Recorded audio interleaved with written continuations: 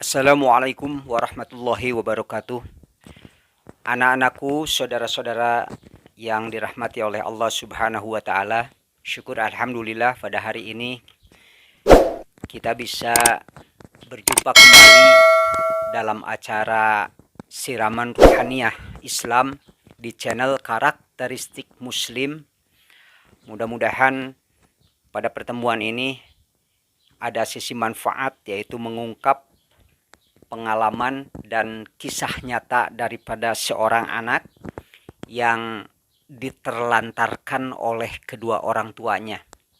Dan kehadiran beliau di sini insya Allah akan memberikan penjelasan tanpa editing, tanpa setting, dan mudah-mudahan bermanfaat untuk kita semua sebagai pelajaran, sebagai sumber motivasi yang berharga.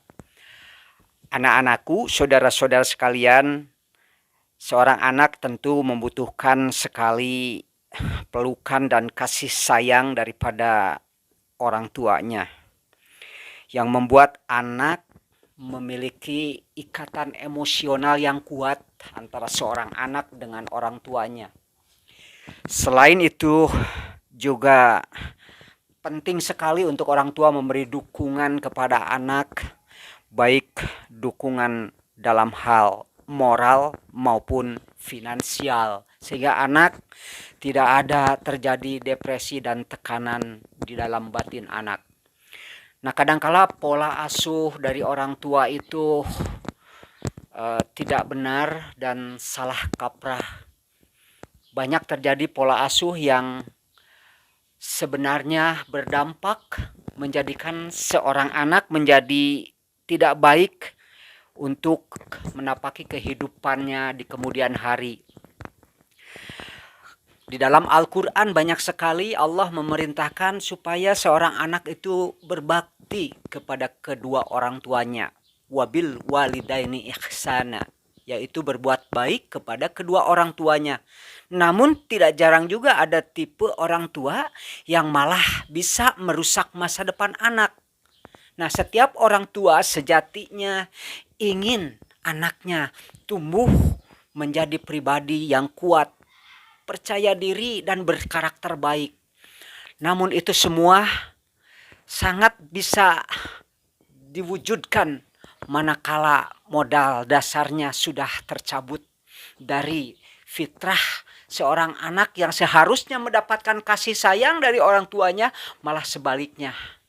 Orang tua merugikan kepada anak itu sendiri.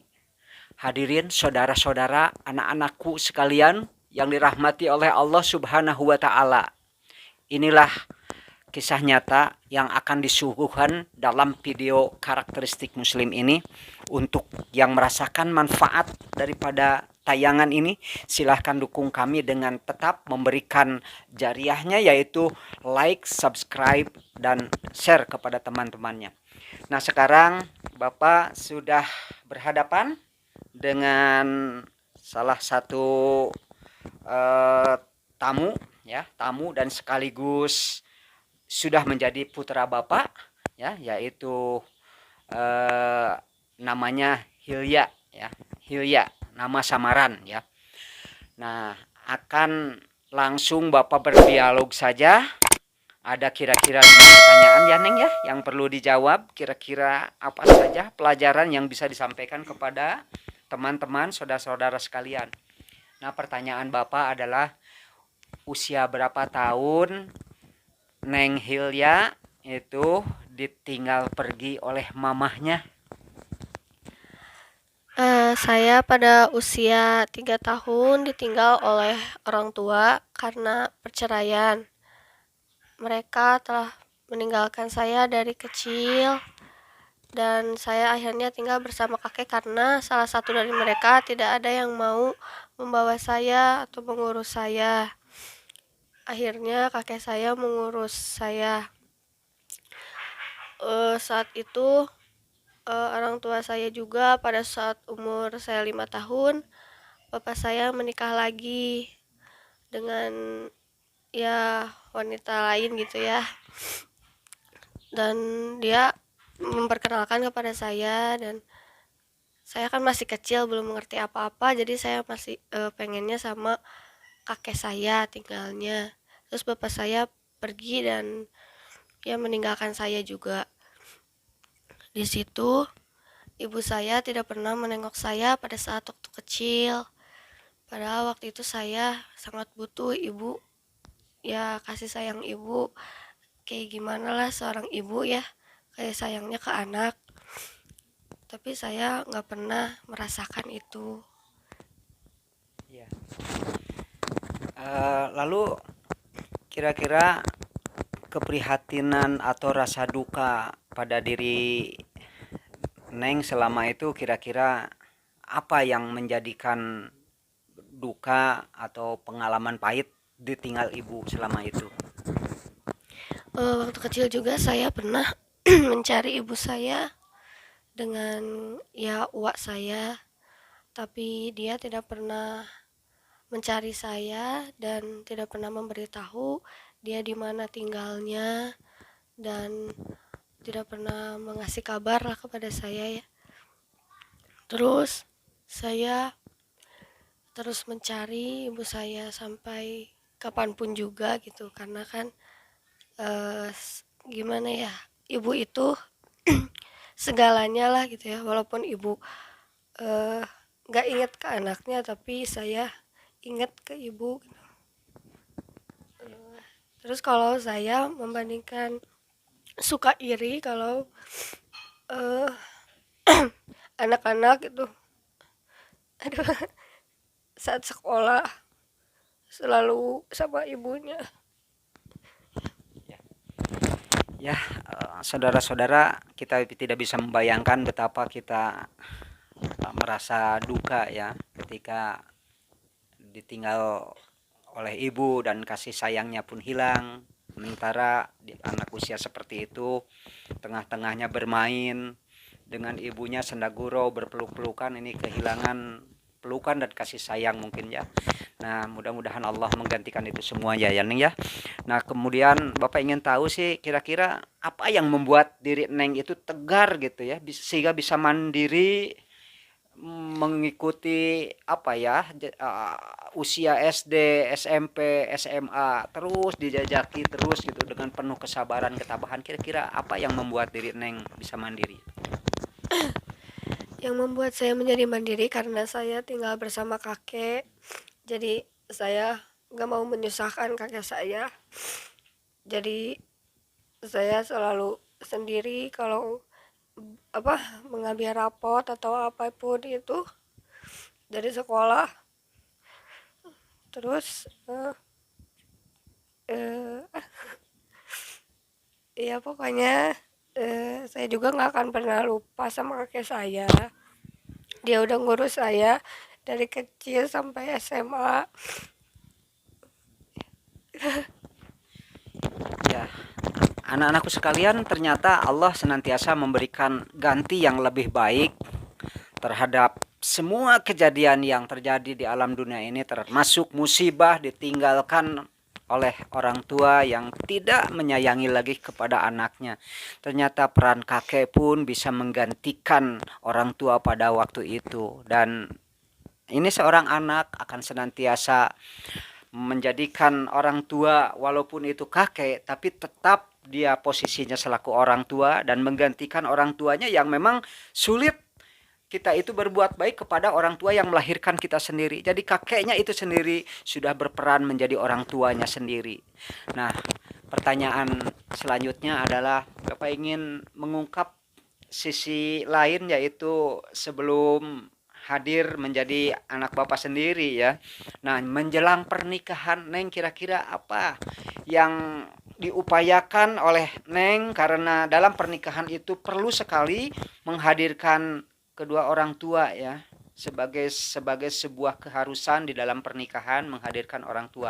Kira-kira upaya Neng untuk menghadirkan atau mencari ibu sudah berusahakah dengan calon suami Neng itu sendiri? Silahkan. Ya, menjelang pernikahan saya mencari ibu saya untuk meminta restu dan mengasih kabar ya dia bisa datang atau tidak. Akhirnya saya menemukan ibu saya di sosial media lah gitu ya. Awalnya dia nggak mau memberi alamat rumahnya, entah kenapa gitu, nggak mau beli alamat rumahnya, padahal kan itu penting, saya mau minta restu terakhir kalinya gitu. Terus saya bercerita tentang hidup saya, jadi kesana kemari lah ya, kerja tinggalnya di mana aja, kadang di UA kadang di kakek gitu. Nah baru saja ibu memberikan alamat tempat tinggalnya di mana, saya pun ke sana dengan calon saya dan meminta restu. Lalu dia tidak merestui awalnya, suruh saya kerja, katanya kerja aja dulu, masih kecil kayak gitu. Cuman saya kan menceritakan hidup saya kan kayak gini, mau gimana gitu. Udah ada yang baik gitu yang mau sama saya gitu, alhamdulillah. Ya udah, akhirnya dia merestui lah. Sampai pernikahan juga yang datang hanya bapak saya, karena itu wajib ya bapak saya untuk mewalikan, tapi ibu saya tidak hadir, tidak bisa hadir, dan saya memberitahu ibu saya, saya udah menikah, tapi dia hanya merespon ya biasa saja gitu. Nah, sekarang pertanyaan yang terakhir ya. Nah, kira-kira sekarang tinggal dengan ibu dan bapak mertua sekaligus pengganti ibu dan bapak yang sudah jauh pergi meninggalkan Neng dengan rumah tangganya masing-masing, mereka sibuk. Nah, sekarang kira-kira bagaimana perasaan Neng tinggal bersama ibu bapak mertua? Saat menikah saya kenal dengan ibu dan bapak mertua saya yang sangat baik sekali, dan akhirnya saya merasakan gitu ya kasih sayang orang tua itu seperti apa. Wah, mereka sangat sayang kepada saya juga sayang kepada mereka, dan pokoknya di hati saya jangan sampai saya kayak orang tua saya gitu ya, nanti kasihan anak saya gitu. Nah, pokoknya ibu mertua dan bapak mertua saya ya sudah dianggap sebagai orang tua sendiri. Nah, itu sekelumit cerita nyata, kisah nyata yang dipaparkan dalam kehidupan yang memang tidak menyenangkan semua orang ya cerita itu, tapi kadangkala di akhir cerita manusia akan mendapatkan kebahagiaan. Dan contohnya tadi Neng sudah mendapatkan pengganti daripada orang tua yang memang tidak bisa menggantikan posisinya daripada orang tua yang melahirkan. Cuman Allah begitu sayang kepada kita sehingga orang lain yang tidak pernah melahirkan kita pun bisa menjadi ibunya, bapaknya, walaupun tanda kutip pakai ibu dan bapak angkat. Nah, sebagai terakhir kali, barangkali sekarang sudah punya momongan ya, bisa dihadirkan di depan teman-teman dan saudara-saudara sekalian. Setelah 1 tahun pernikahan, akhirnya saya mempunyai anak, dan saya akan mendidik anak saya dan memberikan kasih sayang kepada anak saya sampai kapanpun.